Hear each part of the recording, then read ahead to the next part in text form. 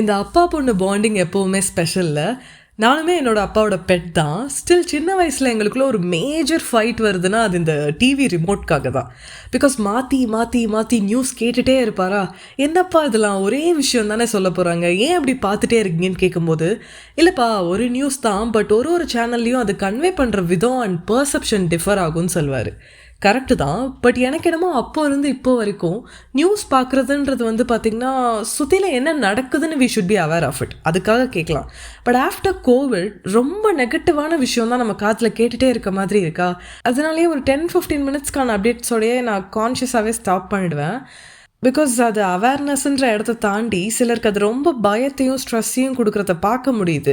And அவங்க அந்த மாதிரி நெகட்டிவ் திங்ஸ் கன்சியூம் பண்ணுறதும் கம்மி பண்ணுற மாதிரி தெரியலையா. அப்போ தான் இதை பற்றி உங்ககிட்ட ஷேர் பண்ணணும்னு தோணுச்சு. இன்கேஸ் நீங்கள் ரொம்ப க்ளோஸ் டு ஹார்ட்டாக விஷயங்கள் எடுத்துப்பீங்க, சில விஷயம் கேட்குற போது ரொம்ப ஸ்ட்ரெஸ் ஆவீங்க, அந்த டேவே உங்களுக்கு ஸ்பாயில் ஆன மாதிரி இருக்கும், ரொம்ப பயத்தை கொடுக்கும் அப்படின்னா பெட்டர் அதை கன்சியூம் பண்ணுற டைம் வந்துட்டு நீங்கள் குறைச்சிக்கலாம்.